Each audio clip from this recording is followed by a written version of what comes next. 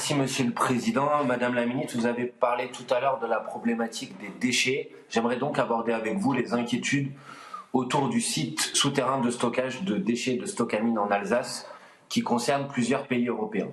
Celui-ci était destiné à devenir le seul site français à accueillir les déchets dangereux de classe 0, c'est-à-dire hautement toxiques.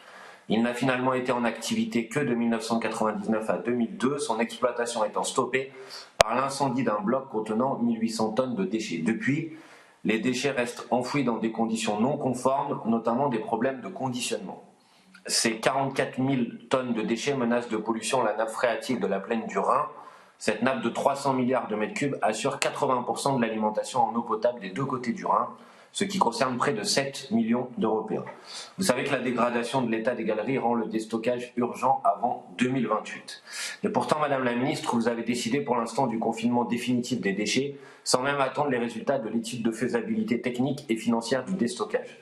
Cette décision viole d'ailleurs le principe de précaution consacré à l'article 191 du traité sur le fonctionnement de l'Union européenne et la directive de 2008 qui demande aux États membres de prendre les mesures nécessaires pour que la gestion des déchets se fasse, je cite, sans créer de risque pour l'eau, l'air, le sol, la faune ou la flore.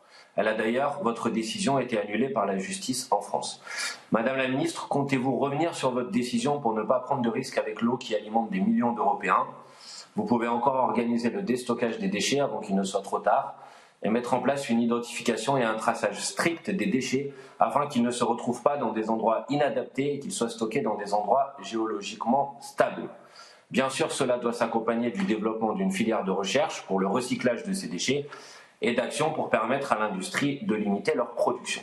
Où est d'ailleurs le centre de recherche promis lors de la conception du projet? Bref, Madame la Ministre, ce n'est pas le moment de jouer la montre, le temps presse, c'est maintenant ou jamais.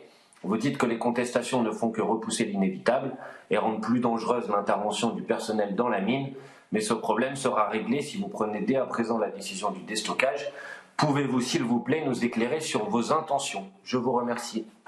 Sur Stocamine, et je terminerai là-dessus, Manuel Bompard qui m'a posé cette question. Alors là, désolé, c'est une question qui sort du périmètre du Conseil. Néanmoins, je tiens à y répondre puisque effectivement des pays limitrophes sont concernés.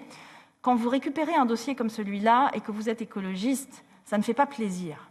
Ça ne fait pas plaisir parce qu'on aurait certainement aimé pouvoir retirer tous ces déchets une bonne fois pour toutes et ne plus en entendre parler. Simplement, déjà, ça posait la question de, une fois qu'on a retiré tous ces déchets, où les mettons? Ça, c'est la première chose. La deuxième chose, puisque ce sont des déchets ultimes, donc on ne peut pas les mettre n'importe où.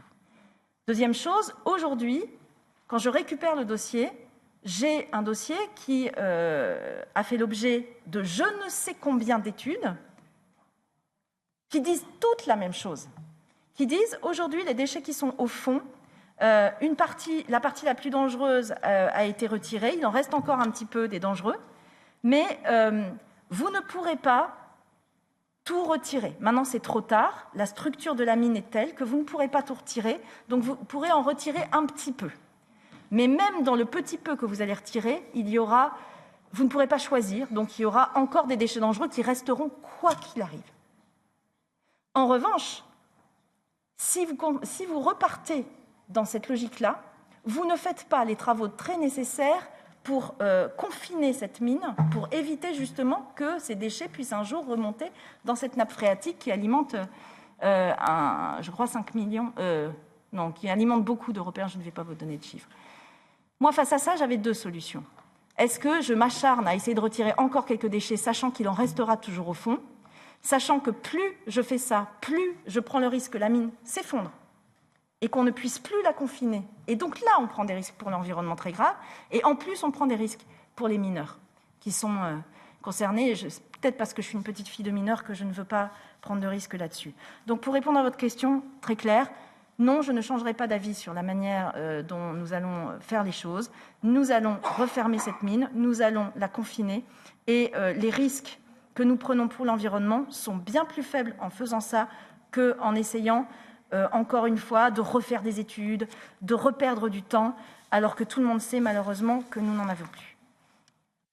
Merci.